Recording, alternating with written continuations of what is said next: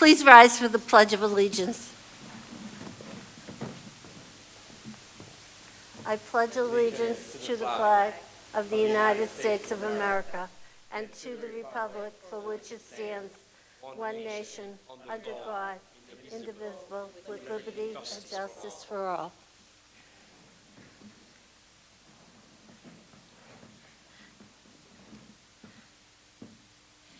There are no items for executive session this evening, so we'll move on to public participation. The board welcomes public comment at this time. We will call people in the order they signed up. As you begin, please state your name and address for the record. Each person is permitted to speak for no more than 2 minutes. A bell will ring when you have 30 seconds remaining, and again at the end of the 2 minutes. I ask that you please respect this limit. Profanity will not be tolerated. If used, we will turn off the microphone and the person will be asked to leave the meeting. I'd like to remind everyone that during public comment, the board is in a listening mode, and as such, board members do not respond to comments. Written public comments may be sent by email to lae@lawrence.k12.ma.us no later than 2 o'clock the afternoon of our meeting. The first person on our list is Mr. Marley. Humayun Mali, 53 Chester Street. Good evening, honorable members. In this new year, we, the citizen, pledge to support our teachers and their union. Lawrence Public School moving forward because of our excellent teachers. Lawrence teachers, you are number one. We demand the best compensation for our public school employees in this critical time as we're looking to hire a new superintendent. The most important condition must be the new superintendent must listen to our teachers and their union. After all, who knows most what is the best for our children's education? In this new year, we must work hard to improve community and parental involvement to be the best partner in success of Lawrence Public School education. In this great nation, the number one responsibility of every citizen is to support our teachers' union wherever in this great nation. When teachers goes on a strike, every citizen goes on a strike. Lawrence always is strong. Lawrence always unite. We are proud to support Lawrence Teachers Union. Lawrence teachers, thank you for excellent job. We wish the best new year for all Lawrence Public School employees. We are united to say, Lawrence teachers, thank you. Thank you, Mr. Marley. That concludes our public participation for this evening. We're going to move on to my chair's report. And my report tonight is specifically based on the superintendent search. Our superintendent search is underway. Over the last month, we've worked to design our engagement and community strategy. We really want to ensure that this is an accessible and inclusive process. The search subcommittee meetings are scheduled bi-weekly on Mondays at 5 p.m. Juana, Maria, and myself are working closely with the Alma team to help thoughtfully plan for a successful search. Since we have launched the search, our partners at Alma Advisory Group have, one, worked with the district communications and operation team to plan and promote the upcoming community engagement activities, including the site visit, community gatherings, and the community survey. The community survey was launched on December 21st, which is available on our website in 2 languages, English and Spanish. To date, we have received over 400 responses, and we're excited to receive more. My goal is to reach 1,000, and I need your help to help me get there. The survey will close on January 24th, so there is still time to participate. In December, the Alma team completed 17 one-on-one interviews with elected officials and key leaders to capture the initial insights and perspectives on what is most important for our next superintendent. We're excited about the upcoming visit from the Alma team next week on January 17th and 18th, where we'll have the opportunity to meet in person with them and hear directly from our community. Invitations to focus groups have been shared with staff members, students, community, and business leaders. We hope to have a great turnout over the next 2 days. On January 17th at the Potham School at 6 p.m., there'll be a community gathering. On January 18th, a community gathering will be held right here at South Lawrence Elementary at 6 p.m. I ask you to please spread the word about the survey and the community gatherings next week. I'll pause for a moment in case the board has any questions.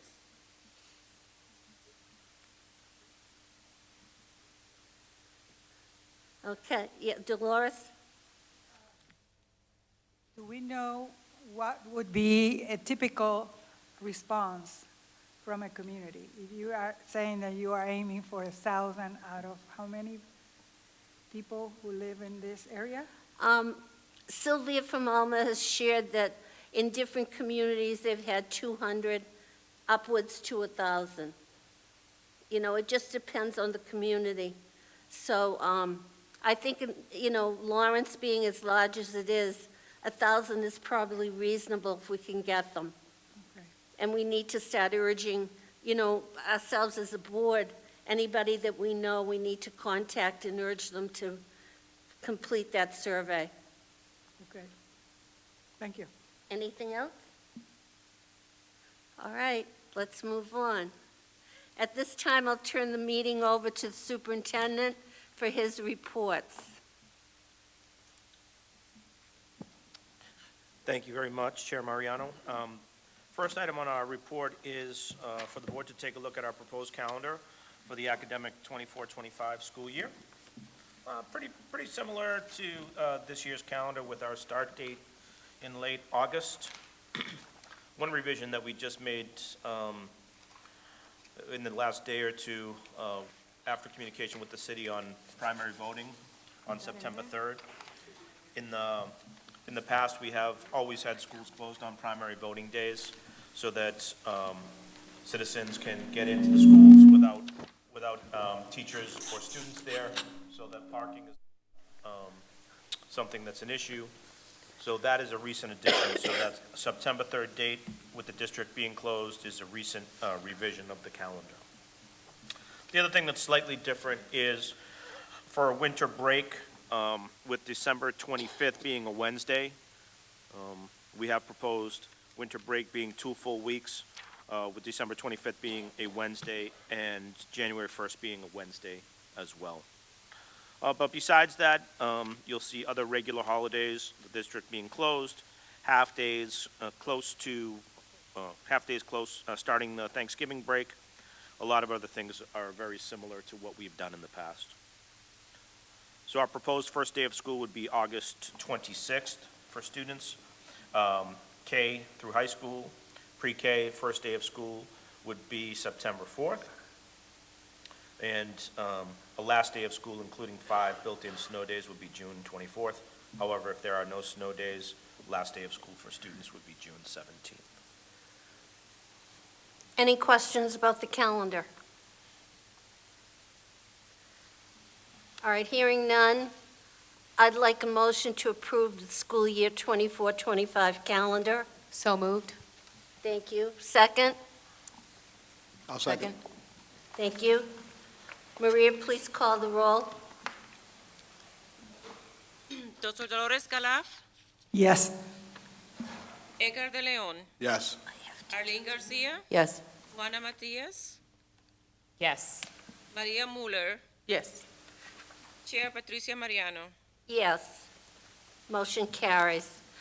Before the superintendent continues, I skipped over the minutes of the previous meeting, so would the board please take a moment to look at the minutes of the November meeting as well as the December meeting?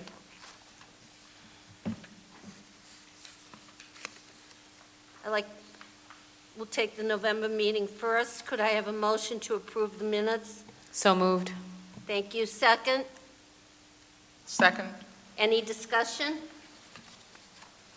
Hearing none. Maria, please call the roll. Dr. Dolores Calaf, Yes. Edgar de Leon, Yes. Arlene Garcia, Yes. Juana Matias,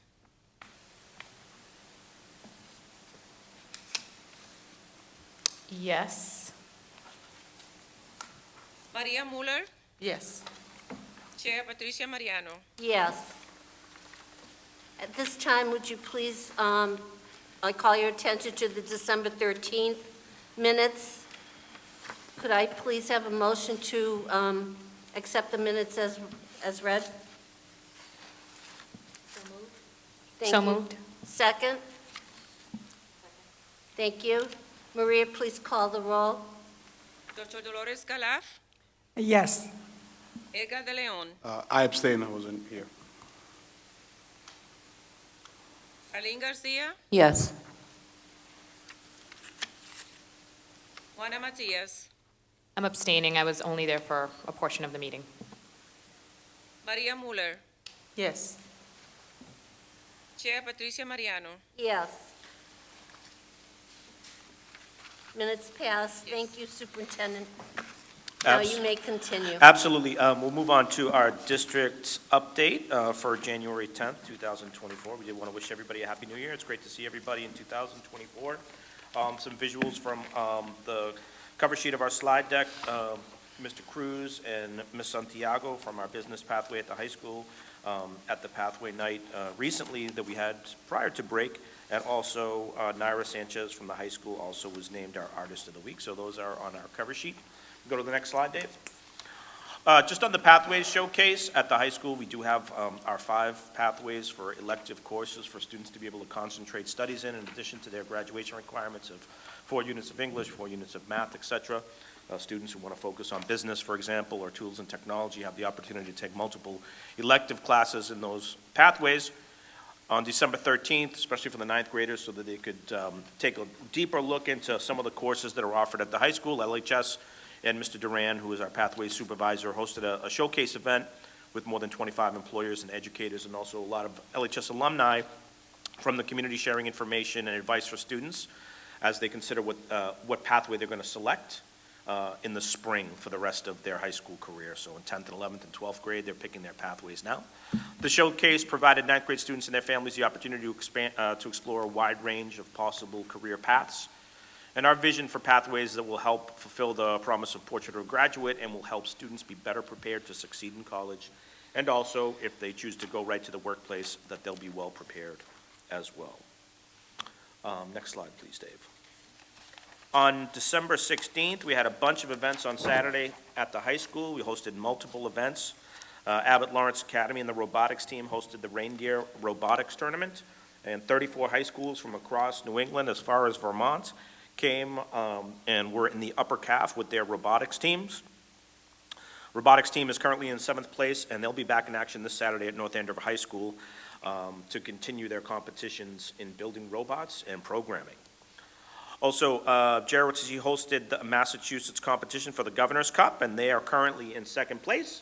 Dave has a nice video of our drill team. During these competitions, they get rated on various different aspects. And this is our close march team, and Dave's going to pull up the quick video that we have of our cadets in there.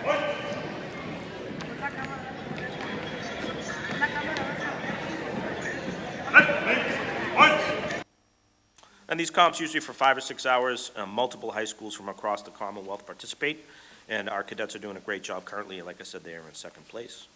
Also, nutrition services served over 433 families at the December mobile market that was also on December 16th.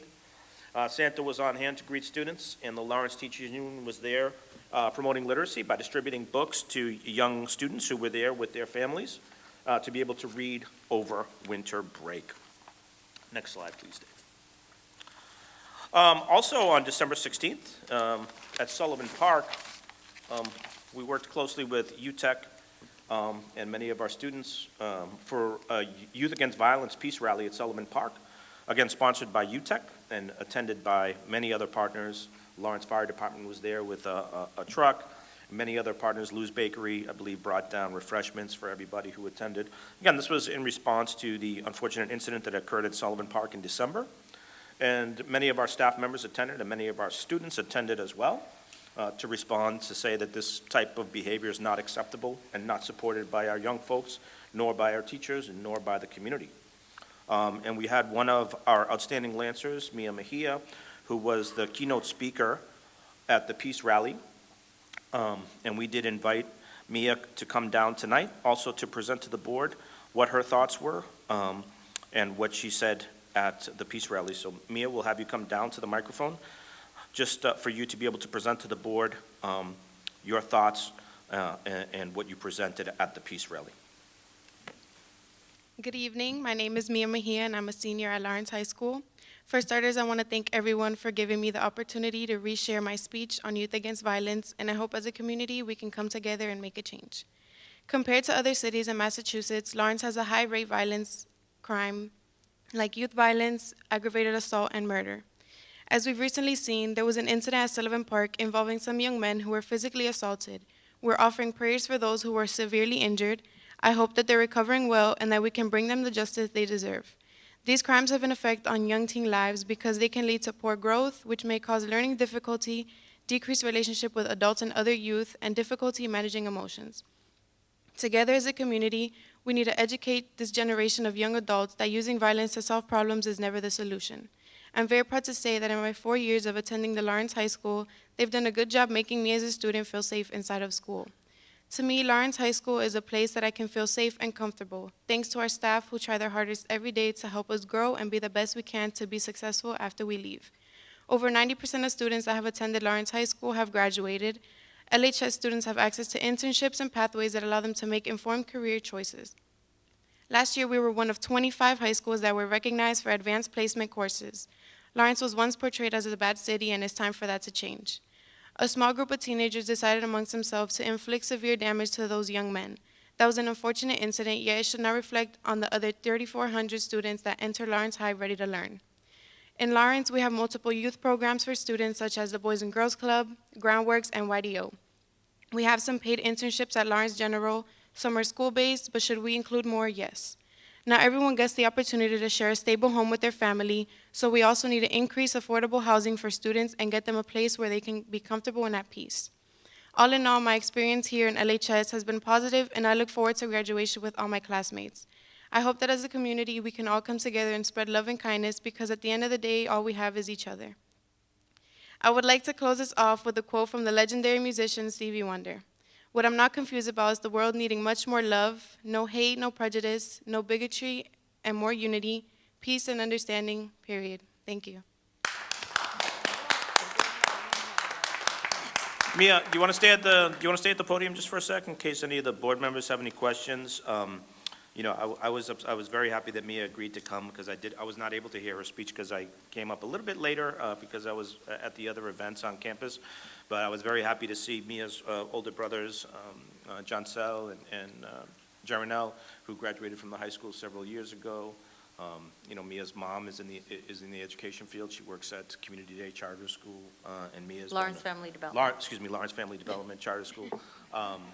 But you know, it was great for me to see Mia, who was in 10th grade when I was still the 10th grade principal, and then all the members of her family there, and of course the anti-violence and the pro-love and the community engagement message that everybody was there for. So we'll open it up to the board members who have any questions for Mia.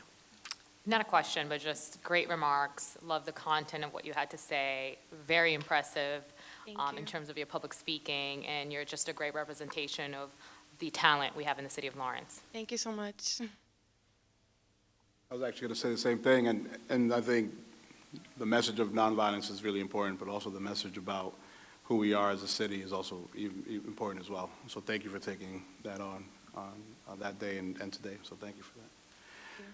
Hopefully one day you will be one of our leaders. Hopefully. Good. Thank you.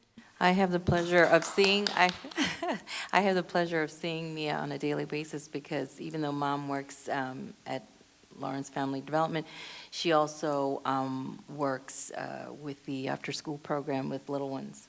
So she's very active. Thank you. We're very, very proud of you. Thank you so much.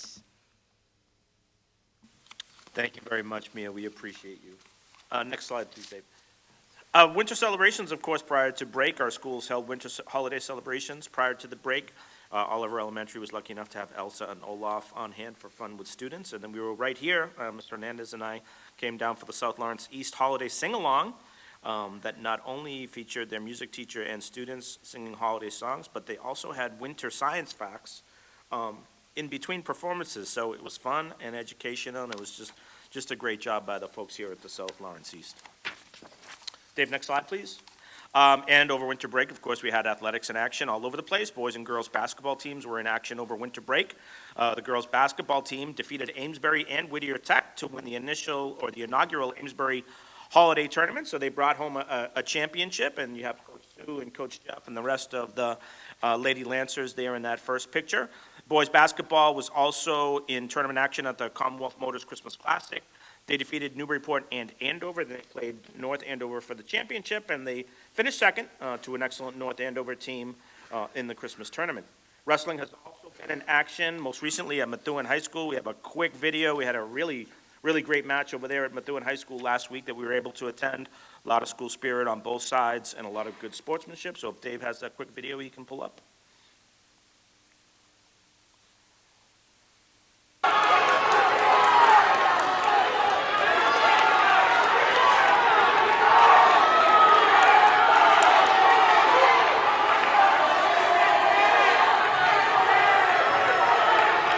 Wrestling, very strenuous activity, a lot of school spirit by both teams, folks standing up, cheering their teammates on, and a lot of parents as well.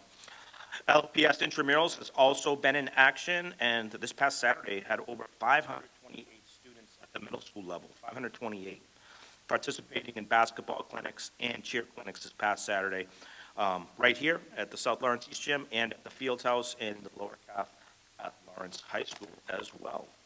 Next slide, Dave.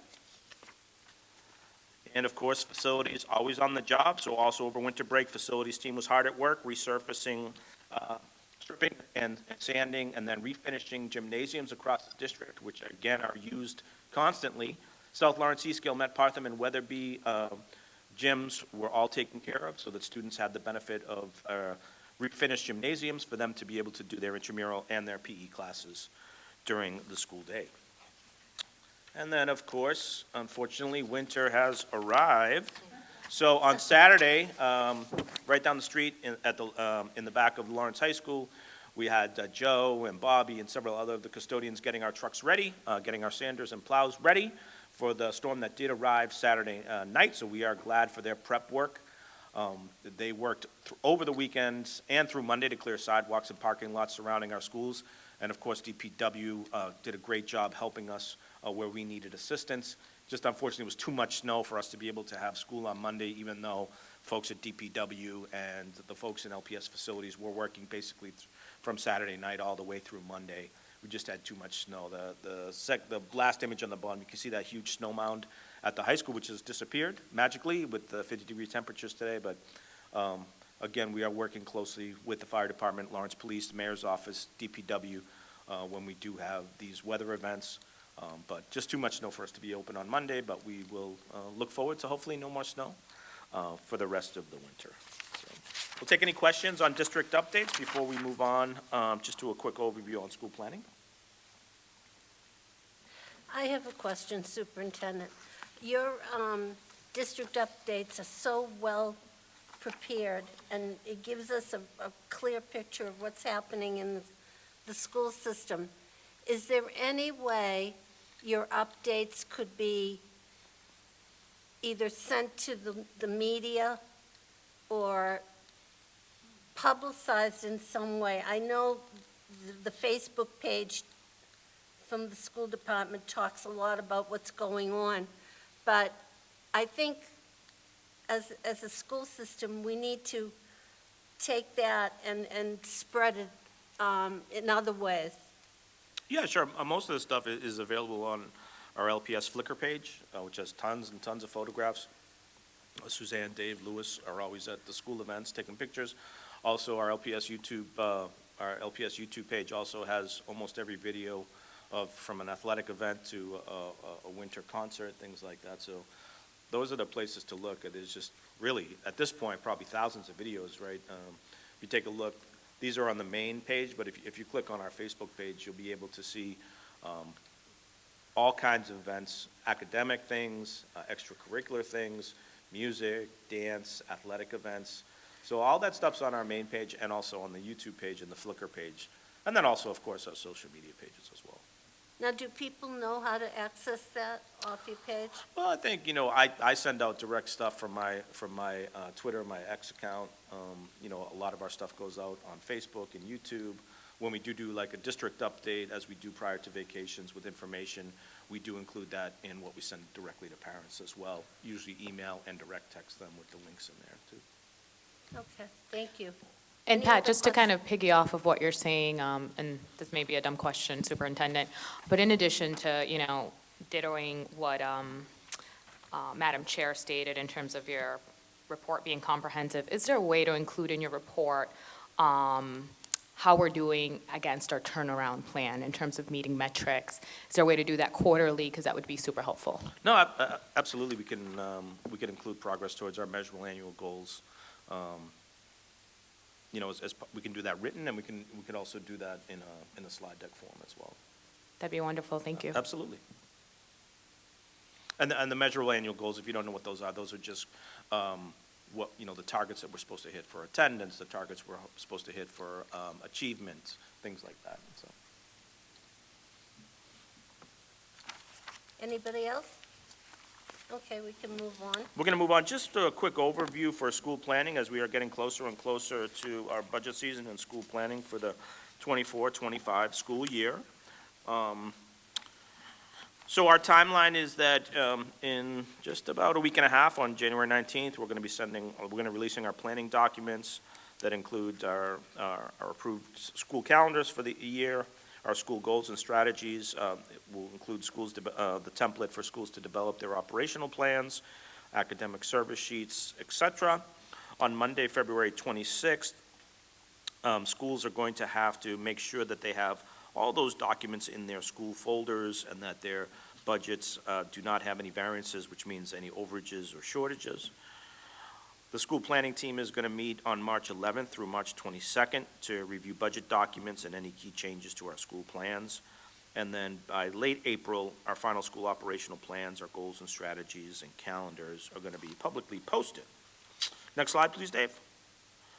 So prior to their school planning meetings, schools have to meet with their teacher leadership teams on decision-making regarding budgets, calendars, operational plans, and goal development. School teacher leadership team will include the principal, assistant principal, a union member, several teachers, paraprofessional.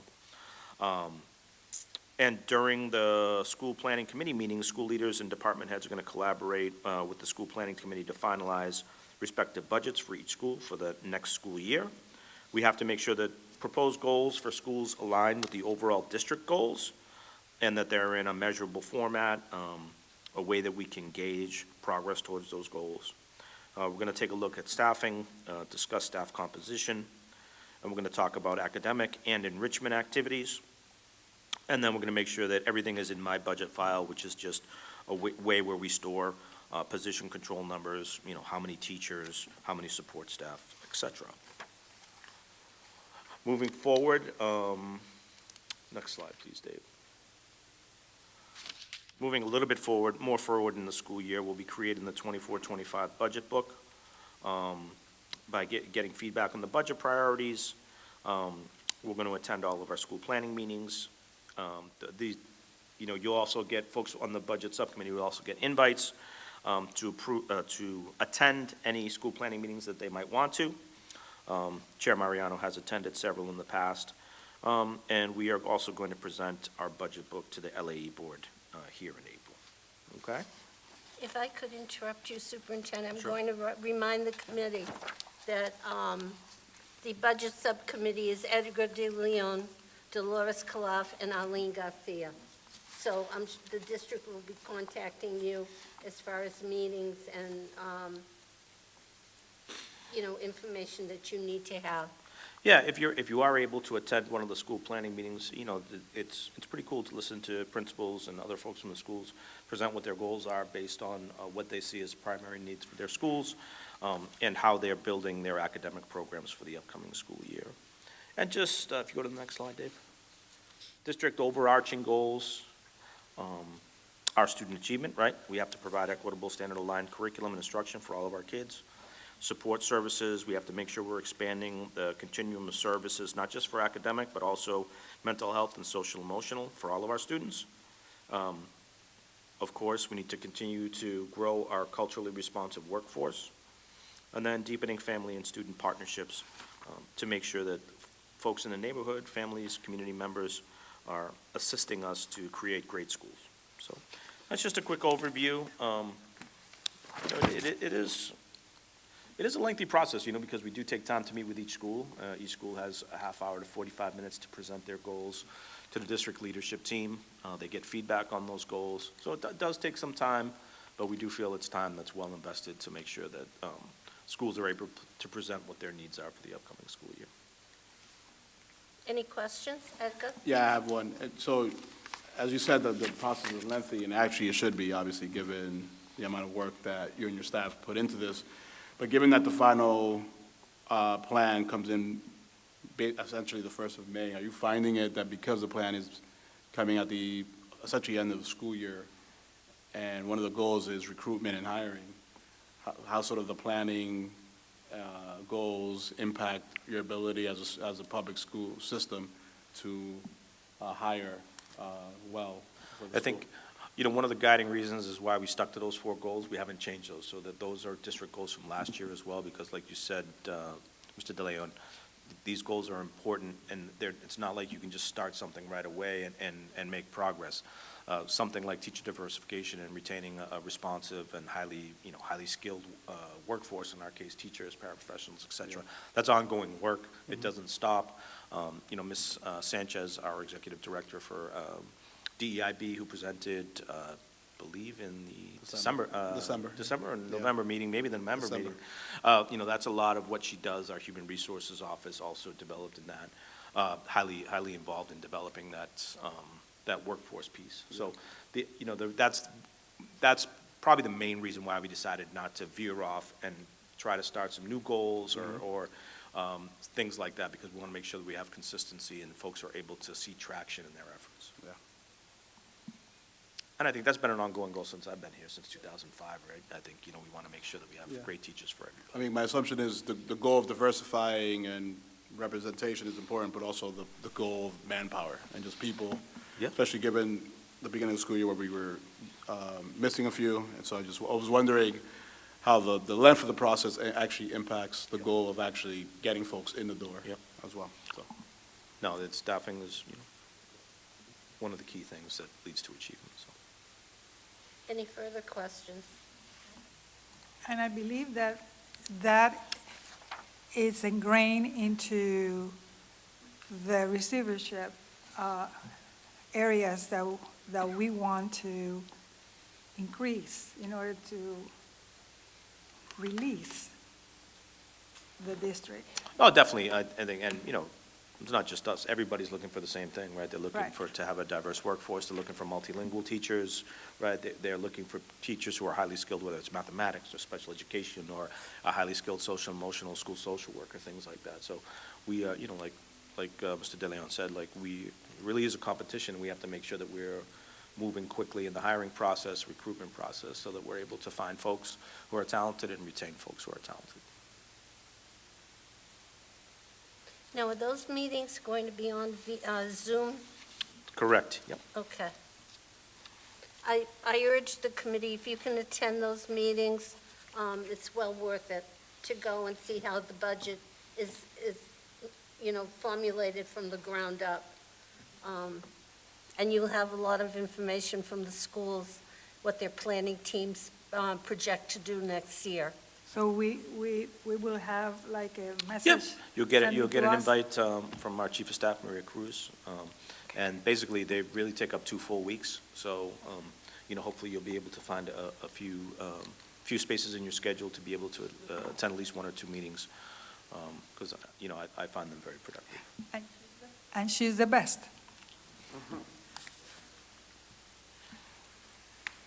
Okay, we can move on. Thank you.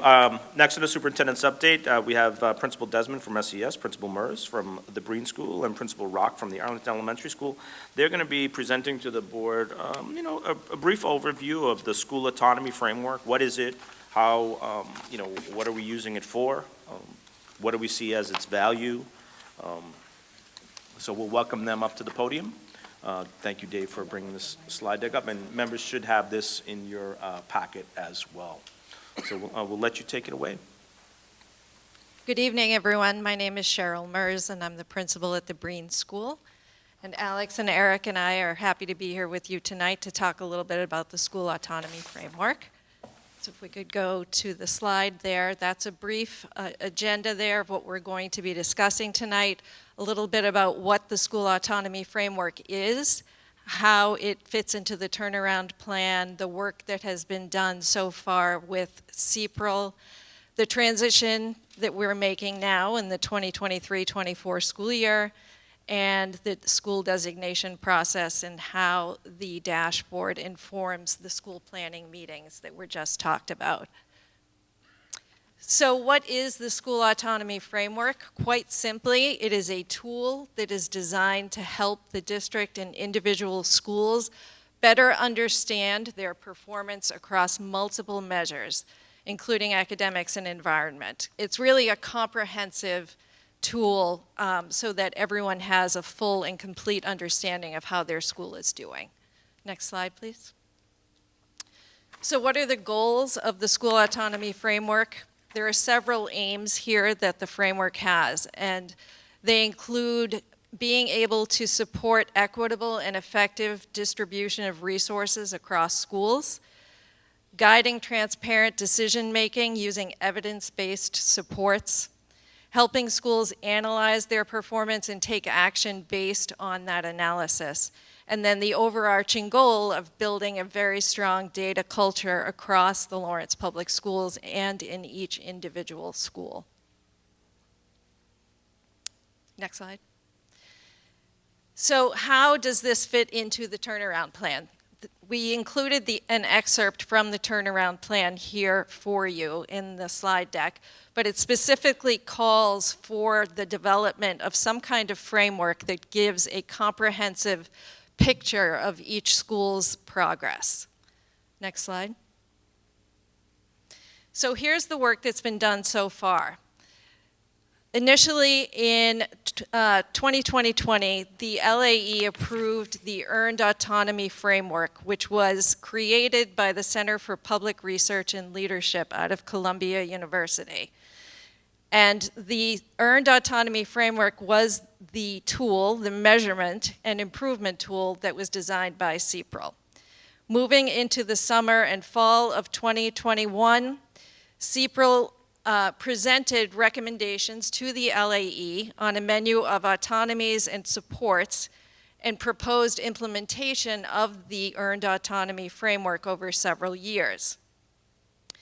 Moving forward to the spring of 2022, CPRL and LPS leadership revised the Earned Autonomy Dashboard to ensure that it was aligned with the turnaround plan and the work that was being done by the school quality reviews. LPS then convened an implementation and pilot team to collaborate with LPS principals to revise the Earned Autonomy Framework in order to strengthen its applicability across all schools and grade bands in the district. And it's important to note that at this time also during the IPT meetings that were going on, that this is when the Earned Autonomy Framework, the name was changed from the Earned Autonomy Framework to the School Autonomy Framework. Next slide. So now, moving into the 2023-2024 school year, we have transitioned away from CPRL to taking on the management of the school autonomy framework here within the Lawrence Public Schools. So this slide here shows you the School Autonomy Framework Management Committee members. So each of the people listed on this slide are LPS staff. Their names are there along with the roles that they have within the Lawrence Public Schools. In addition, the SAF Management Committee is divided into 3 subgroups, and the staff here are each in one of the subgroups. So we have a data dashboard subgroup, a communications and training subgroup, and a school planning and supports subgroup. And the folks whose names are highlighted in yellow here are the leads for each of those subgroups. So that's where we're at now with the school autonomy framework. And I'm going to turn it over now to my colleague Alex Rock, who's going to go a little more deeply into some of the elements of the school autonomy framework. Thank you, Cheryl. So there are 4 key elements to the school autonomy framework. I'm going to talk about each one of them briefly, about how that element supports school leaders and district employees make decisions to continue to move our schools forward. So the first one has to do with the data dashboards. The data dashboards are intended to be a comprehensive tool for school leaders and school teams, support from district leadership, to have real-time data on the progress that we're making towards our goals. The second piece has to do with priority indicators. So the school autonomy framework allows for us, school leaders, in partnership with central office employees, to reflect each year on what our district priorities are and what those key indicators will be for us to prioritize each school year. The third piece has to do with designations, which is what we're getting ready for right now. So based on each individual school's performance on those key indicators, we then receive a designation. Eric's going to talk about the designations a little bit later, and then what that means for the level of support and autonomy that school leaders would have, of whether or not they have choice in that. And then finally, the support piece. We want to make sure that when we're making an investment in improving our schools, that it's backed in research, that we're making decisions on improving outcomes for students and outcomes for our staff and community based on what we know has been effective in other places, and is backed by research, and is going to more likely lead us to better outcomes for our students. Next slide. So as Cheryl had mentioned a little bit ago, this has been underway for quite some time. If we look at this timeline here from the beginning of this school year in September to where we are now. So in December and in January, we can focus on that. So on the 19th, school leaders will receive their designations just in time for school planning. That will allow school leaders to be able to make informed decisions as they approach school planning. So that way we can be really thoughtful with what we're going to prioritize in the upcoming school year to lead our school on a path forward. And then in June is when we would then be able to have a new set of data for us to be preparing then over the summer for the next school year as well. And this is a cycle that then repeats each school year. I'll pass it over to Eric. So when it comes to management supports, the school will, based off the information that they have, they'll be able to look at that and see where their performance is under the rubric. And then they'll have 3 decisions, whether they want to opt in for supports or they want targeted supports or intensive supports. And I'll talk more about that in 2 slides from now. So next slide, please. So as Alex stated earlier, the central office leadership team has worked with the principals collaboratively with input, and we determined that the 4 goals for the 25 school year would stay the same. The 4 goals are instructional core. Instructional core will help ensure that students doing the cognitive lift while they're learning. Diversity, equity, inclusion, and belonging will give students agency to inform the students of their experience at LPS. And then the 3rd one will be multi-tiered system of supports, MTSS. This ensures students that they're participants and decision makers in their learning.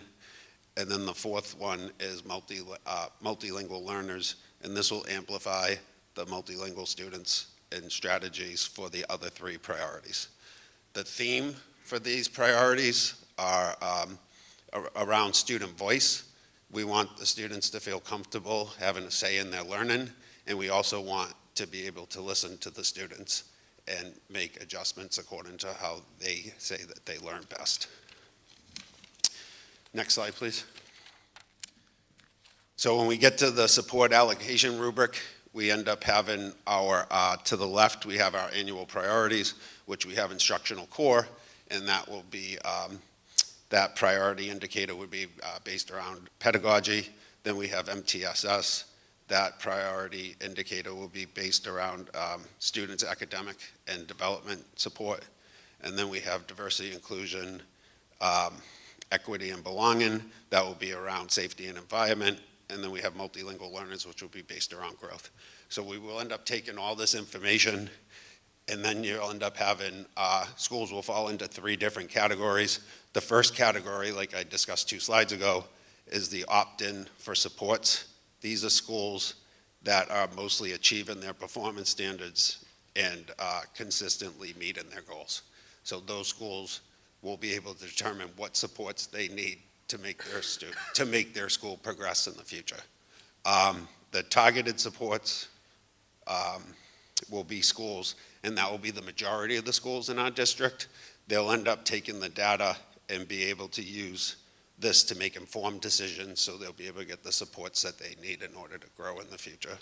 And then the last one would be the intensive supports, and that would only be around 2 or 3 schools in our district, which they will not have the option to opt in. They will be just given the supports.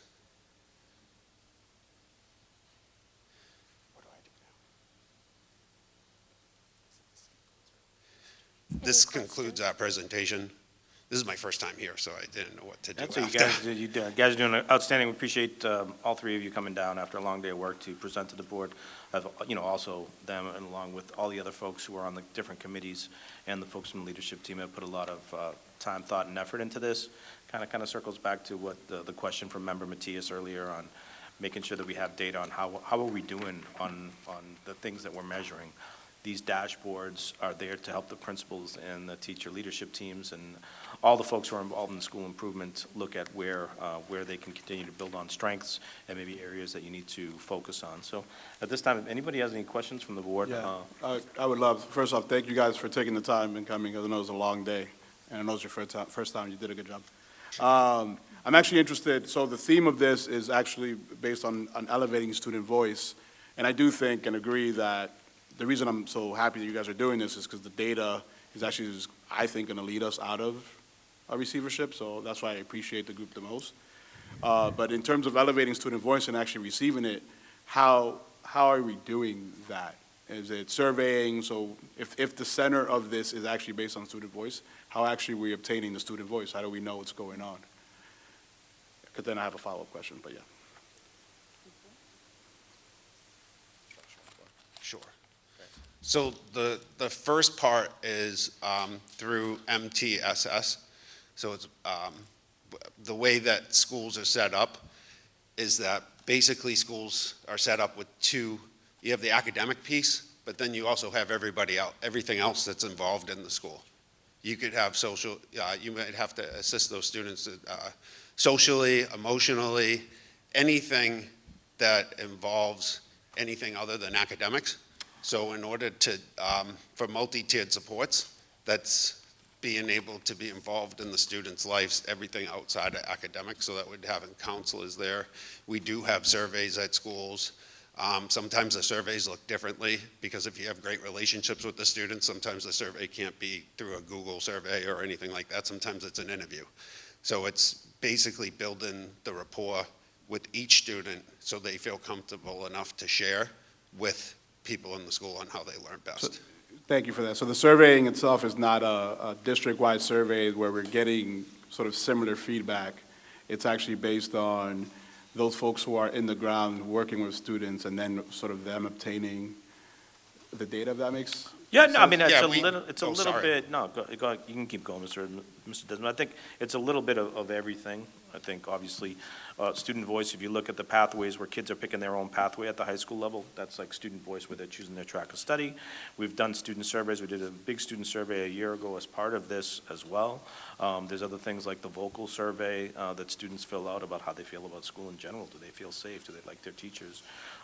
Those are all parts of student voice. I'll let Assistant Superintendent Reedinger also make a few comments as well. Thank you Good for coming evening. up. The dashboards, which we will gladly share with you, are broken down into really specific, like the MTSS, which really gives us a good qualitative around what the student surveys were the family surveys. So schools are able to see, like, if those indicators were targeted, they're able then to make adjustments around what we need to do to raise our student voice. And that would be under the priority of MTSS, or the diverse equity inclusion. So when you look at the dashboard based off of what was developed between the CPRL and the principals, that gives an indicator to the principal and their school and their leadership team to be like, hey, look, our student voice is low here. So we need to make the adjustments to either bolster supports, look at curriculum, SEL curriculum, look at UDL strategies. So it's an opportunity. That's how you can raise student voice in your school. Got it. And then just similarly, and I'll sort of give the floor after that, one of the focus seems to be diversity, equity, and inclusion, which I think obviously every district, every school should focus. But I'm actually wondering what it means for the Lawrence district. So it says safety and environment. And so I actually want to know how safety and environment actually relates to equity and inclusion in terms of the way we're thinking about it in the rubric that we've created for different schools. So if a principal is looking at this and saying, I have to do better in DEI, what does that actually mean for the person who's actually making decisions, budgetary decisions based on this one aspect of the rubric? Sure, and I think once we show you the dashboard, which are very in-depth because there's kind of two major dashboards, one that was developed by CPRL as well as the Open Architect that really gets into the granular data piece between surveys, family surveys, student surveys, our MAP scores, our MCAS scores. It becomes a very well-rounded way of looking at where principals and school leaders need to allocate resource, where they need to be targeted, and around our 4 priorities. Right. Because the dashboard's broken up into those 4 priorities with that data to help principals make really informed decisions around how they need to either elevate it, where they're on target, what are the other things they need to look at. So I'm sure that Superintendent Rodriguez will gladly share those dashboards with you. Thank you. And I think too, when we're talking about inclusivity, right, and how does that relate to school safety? It's not just about like, okay, procedures for letting people in the building or things like that. Inclusivity also means like, how do kids actually feel when they're in the building? Exactly. Right? Do they feel like they're included? Do they, do they feel like they're represented? Do they feel like they're being bullied or not? Right? Like Assistant Superintendent Ringer talked about like, our SEL curriculums, right? When we teach those, if we're using Second Step, for example, as one of our SEL curriculums, like do students feel like that is leading to better relationships amongst peers? Is that leading to more conflict resolution instead of, altercations? Is that leading to less bullying and more inclusivity, things like that? Yeah, I agree with you. I think that's the way I read it. I'm just wondering then if you're a decision maker making budgetary decisions, how specific are you about whether a kid feels safe physically in your school versus am I being seen in the curriculum? Am I Are there programming? Am I getting support from adults? Those are, to me, all part of safety, but all, part of important surveying and information we should get from students if we're going to make budgetary decisions in every school. I think we would 100% agree with that. And Yeah. also, I think, when you do get a chance to look at the dashboards, they're pretty cool to look Yeah, at. Like all it's the amazing. data and all the indicators. I was trying to and all figure out how the graphs, specific yeah. it is, so thank you. Madam Chair, I have a question. Thank you all for being here. Really appreciate it. Hopefully, it's not too in the weeds, but it will just help me kind of understand how we're using this information to move the school district forward. So when a school needs intensive intervention, for example, because they're underperforming, we inject resources. What kind of resources? Is it money? Are we improving quality, the teacher quality? Like, what are the interventions that are being placed? And then as a follow-up to that, once that intervention is implemented, are we gauging whether the next fiscal year that intervention's actually made a difference in student performance and outcomes? Sure. I mean, I will attempt to answer, and then I can have Deputy Superintendent Spash follow up with you. Yeah. So the intensive support would be a partnership with the school in looking at where those targets, where those intensive needs would be needed. And so there would be a lot of work and partnership between central office support and sitting down and really looking at the dashboards, looking at your data, looking at what's already in place, what's working, what's not. There's a lot of information garnered from the dashboards and also the surveys. And so you would sit down and partner with the school and help allocate resources and partner with other schools that have been successful in areas that that particular school may be struggling in. So that would be a first step. I think, to follow up, I think, Ms. Matisse, we would take a look at, what is leading to these, to the need for intensive support. Is it additional professional development for our paraprofessionals? Is it additional science of reading training for our early childhood teachers? Is it classroom management training for our newer staff members? I think all those things would be components of intensive support from the district that, we could offer support for schools who, if a school does theoretically end up in the intensive support category. I think that's the purpose of having a rigorous and robust central office, so that if there is a school that does need some type of assistance, that we're able to pivot and make sure that we provide that school with the type of support that they need. Because if we have some schools that are higher achieving, other schools that are lower achieving, we can't really say that we're offering an equitable education across the district. So I think that's the importance of, again, having principals having access to the dashboard to see the data live, and then also having a robust central office that's able to assist schools if and when they do need support, and also strong colleagues across the district who can offer supports or successful models that we've done in other buildings. That's super helpful, and I love it because this has to do with local accountability. And so then my final question to you, Superintendent, would be, for example, I forget the name of the school that's in South Lawrence where we vote. I should know it. It's Weatherby or the Frost? The Frost. The Yep. Frost. I vote there. So the Frost has always been a high-performing school in a school district. Have you seen that through this dashboard, the underperforming schools who have received intervention are actually improving and we're moving the needle in the right direction? Or are we still in our early stages of gauging whether that's actually happening? Yeah, I think, the state accountability metrics that they send out, they give a descriptor for each school, like, have you made significant progress towards meeting your goals? Have you made moderate progress? Have you exceeded? So Spark is one of the schools right where we're sitting, is one of the schools that made a ton of growth in various areas, overall achievement, but also in student growth, how they do year to year. So I think, all of that has to do with professional development, the type of curriculum that folks are using, things like that. So all of those are things that other people can use if they're interested. Also, maybe the professional development that's being offered can be adopted, things like that. So I think we always want to focus on how much are our kids growing, because we always have newcomer students who are arriving who are still learning the language, and we want to see what is their year-to-year growth. Are they making more than a year's worth of growth compared to how they did the previous year? If students are making a year and a half to 2 years growth every year, that's kind of what we're looking for across the district. So, but I think the answer is yes. We have some schools that are doing maybe better overall achievement-wise. We have other schools that are making more growth per se. So I think we want a mix of both. We want high achievement and high growth. And if we have both, then we know that our kids are gonna reach grade level and exceed grade level, if they are achieving and growing on a yearly basis. Thank you. I have a quick question.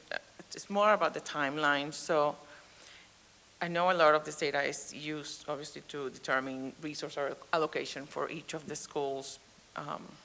But can we use that also to, or are we using that also to adjust the plan that was developed the year prior to the current school year? Because it feels like if I follow this timeline, in September, we get the release of the state data, and then we collect the data on like the surveys, the map, the DeVos, and then we use that to plan for the following year. So we're almost 2 years after the actual results.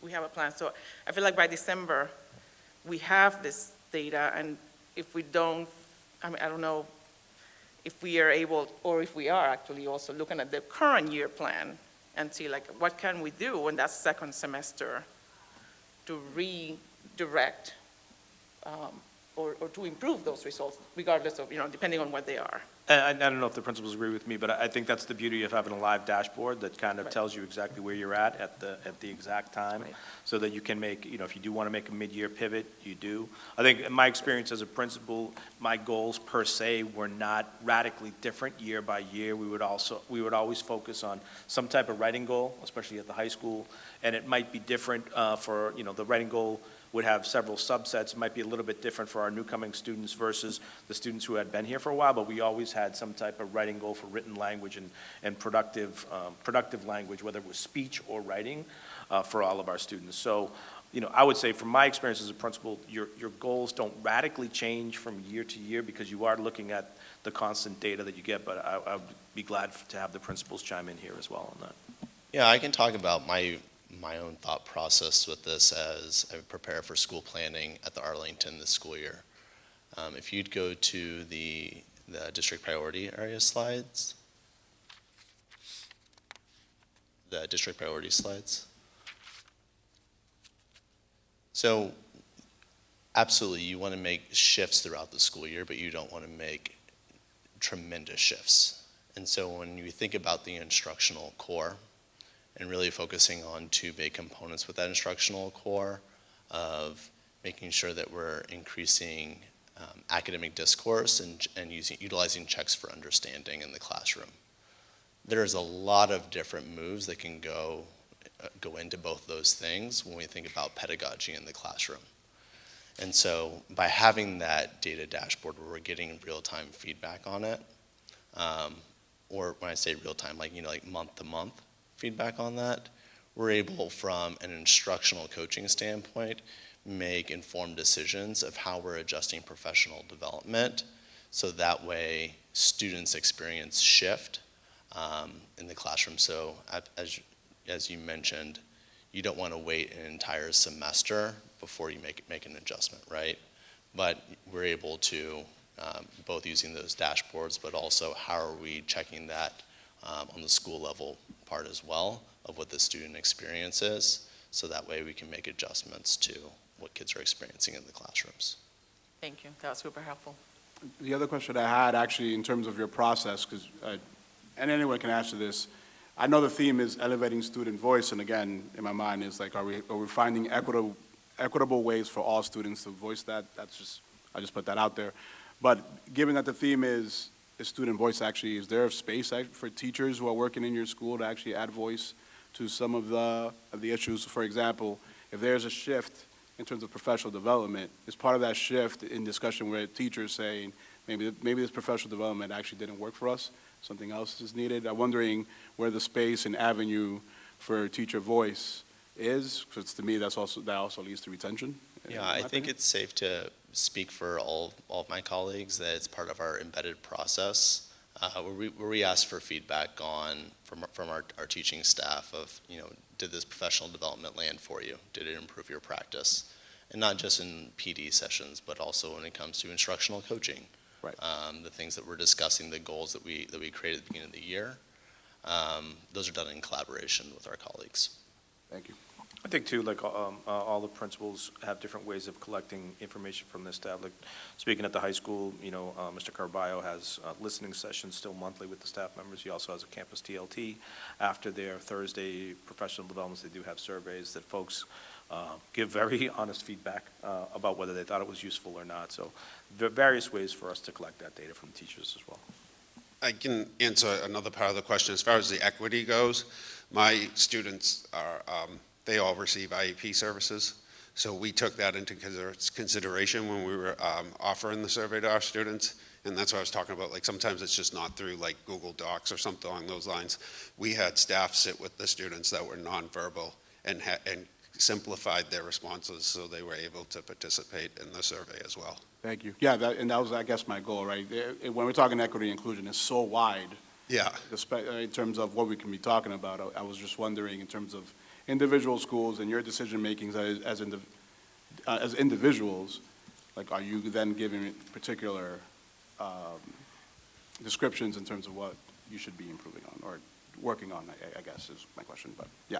I know that we That's a worked- great example is what I'm saying. We worked with Columbia when we were back. Right. And we worked with them around trying to include all the students. Yeah. And that's why earlier when I didn't really clarify about like, we wanted to work with our students to make sure that they were involved. So sometimes it could be an interview. Sometimes it could be breaking it down to 1, 2, or 3. Right. And having them hit the 1, 2, and 3. So that way every student was able to participate. Got it, thank you. That's what I meant. Thank you. Just to piggyback on that, also, it was very intentional to make sure that that dashboard was very individual. There was a lot of focus groups, a lot of work with the principal year-long to make sure that it wasn't a one-size-fits-all, that Right. they understood that schools are very individual and how to assess them, that it isn't this kind of, global dashboard. It's very individualized and catered to those specific, for every school. Again, thank you very much, Principal Rock, Principal Mercer. Thank you, guys. Principal Thank you guys Desmond. for the work you do. Appreciate you Appreciate coming it. down. Look forward to maybe seeing you again in the future. Thank you. And the last thing on our district update today is our Director of Behavioral Health, Brittany Lynch, will be here to talk about multi-tiered systems of support. We appreciate her being at the last meeting and also coming back to this meeting to present MTSS to the board and answer any questions. So we'll turn it over to you, Brittany. Take it away, please. Thank you. Thank you, Board, for having me tonight. My name is Brittany Lynch. I'm the Director of Behavioral Health. Next slide. So I'm going to talk a little bit about the multi-tiered systems of support. We've been able to expand our multi-tiered systems of supports in large part due to funding provided through the Student Opportunity Act. Multi-tiered systems of support is a framework for how school districts can build necessary systems to ensure that each and every student receives high-quality educational experience. MTSS really encompasses and understands all aspects of the whole child. This is one image that's often seen when representing multi-tiered systems of support. Other times we see the image of an umbrella with multiple different images underneath, including response to instruction and intervention, high-quality professional learning, positive behavior intervention supports, restorative practices, school and community collaboration, curriculum design, social emotional learning, and teamwork.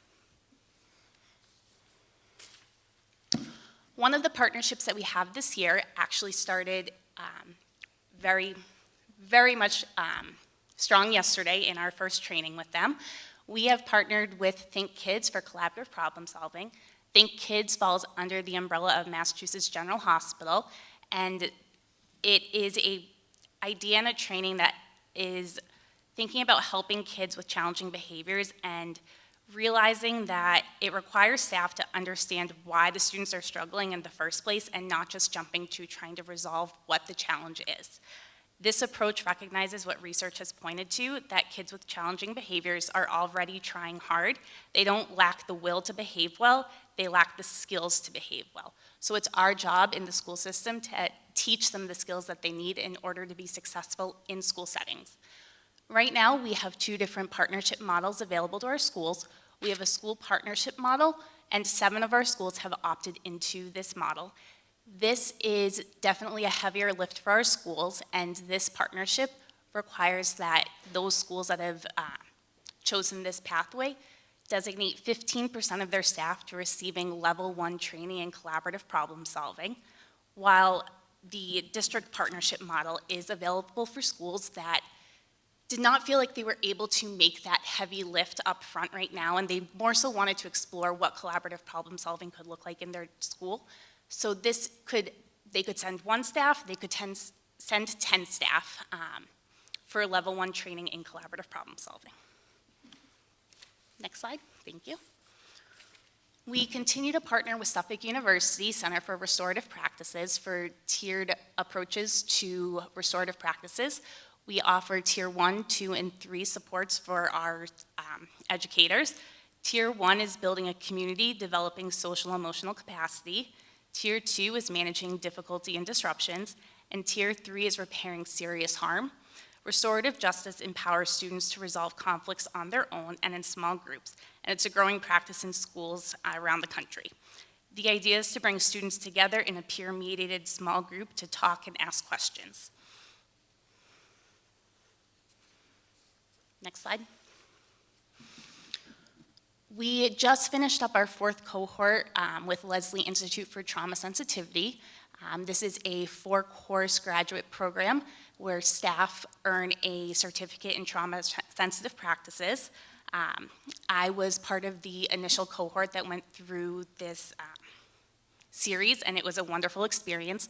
You learn how to incorporate trauma-sensitive practices into your school using real-life examples, and you partner up with other people in similar roles or similar age groups to bounce ideas off of other staff from around the district. We also have been implementing safety care training, de-escalation, and physical management. Safety care is more than just a crisis management training. It is a curriculum that provides the skills and competencies necessary to effectively prevent, minimize, and manage behavioral challenges with dignity, safety, and the possibility of change. To date, we have trained over 250 staff in safety care, in the safety care curriculum, and we have 17 LPS staff trained as trainers. Next slide. This is our 2nd year partnering with Impact Sports Lab and My Mindset 360.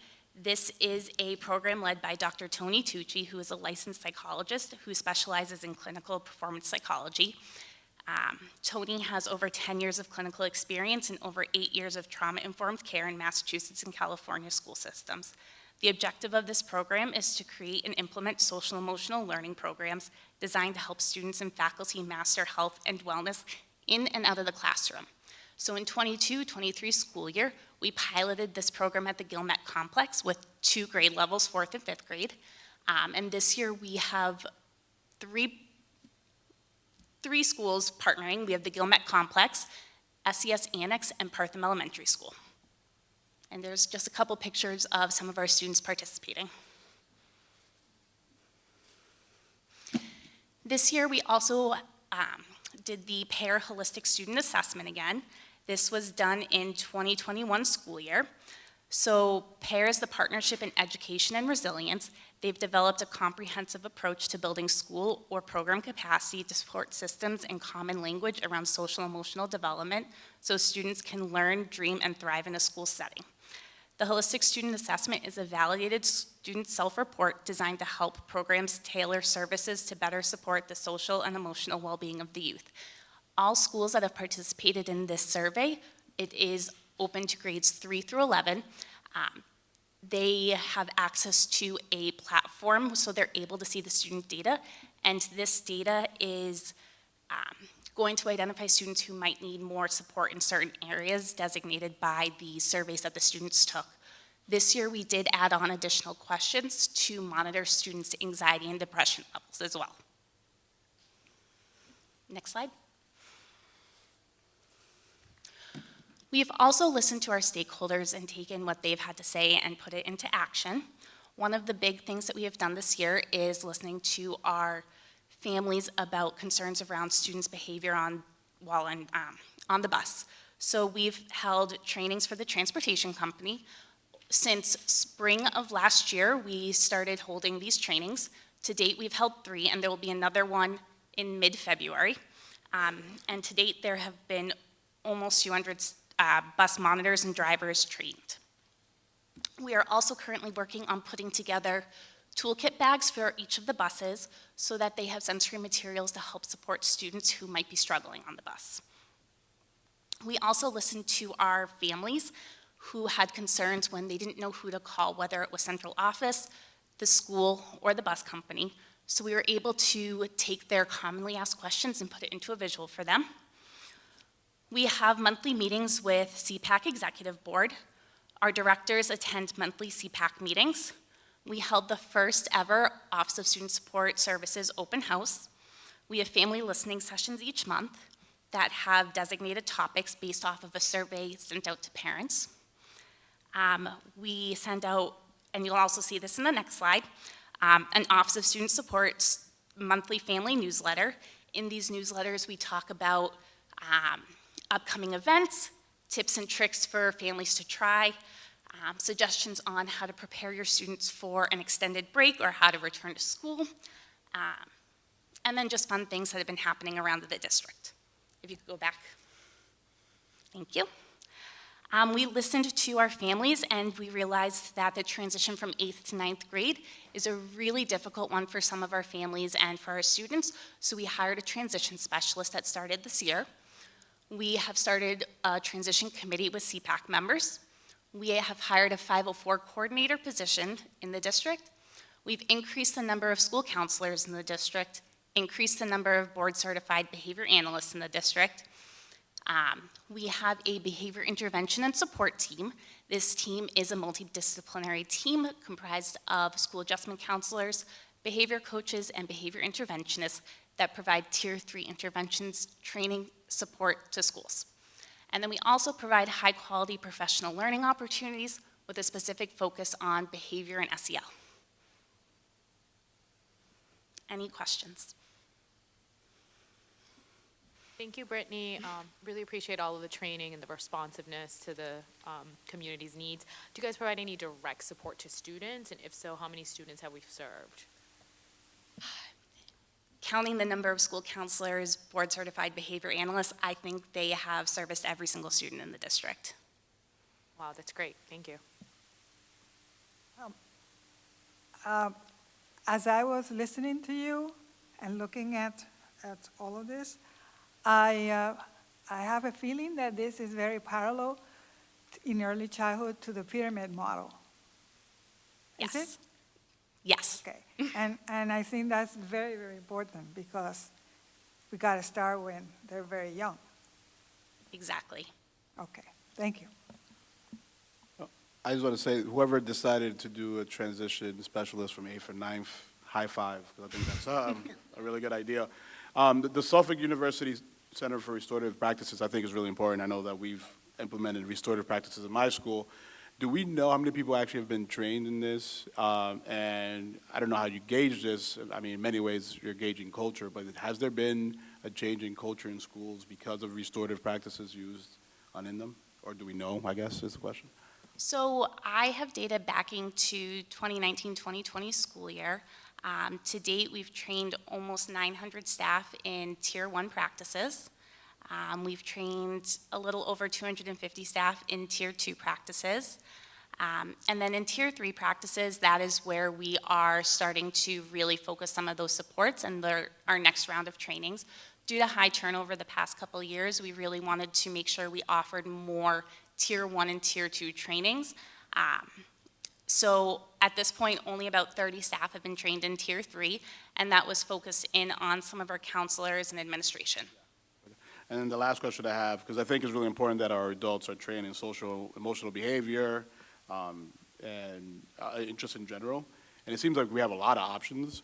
How does a teacher or anyone who works at a school actually join one of these trainings? Is it based on the school, or is it based on the want and need, or the potential want of an individual who works at a school, if that makes any sense?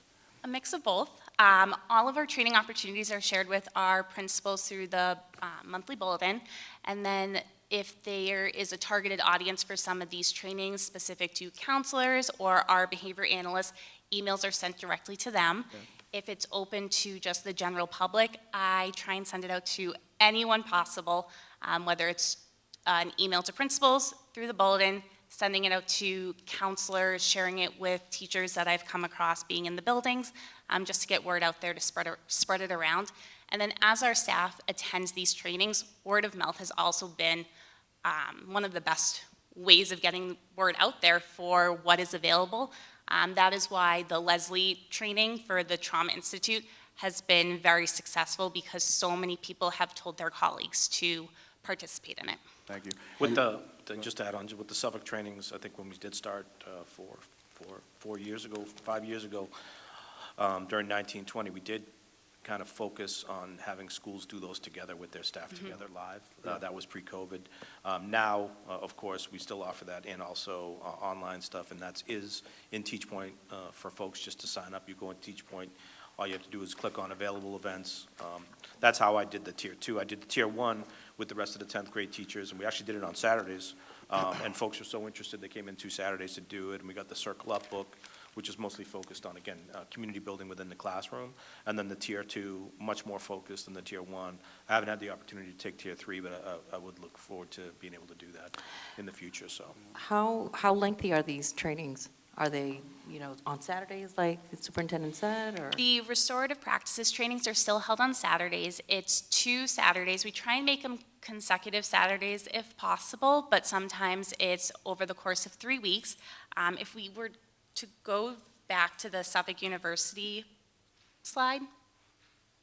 I believe it's 10 hours total for each tier, is that correct? Sorry, could you repeat I that? believe it's 10 hours total for each tier. It might be 12 hours, but that might also include a lunch break and just getting up from your computer breaks, but those are held on Saturdays. And right on the blue portion of the slide, you can see the dates that they will be held for this year. And the last question I had is, given the importance of the work, is any aspect of this professional development for our employees mandatory? So is there a mandatory amount of hours, or is there certification that's mandatory, or is it just folks who are interested and want to be trained? At the start of the school year, we have required mandatory trainings for all staff. These trainings are not part of those requirements. Yeah. We do entice staff to participate by encouraging them to sign up, again, hearing from their peers. If it is weekend trainings, there is compensation.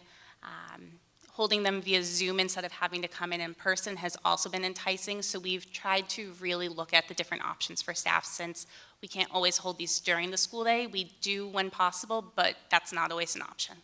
I think we find that the staff want these opportunities. Again, we do compensate them extra duty for coming, but they also find them to be effective, reduces their frustration.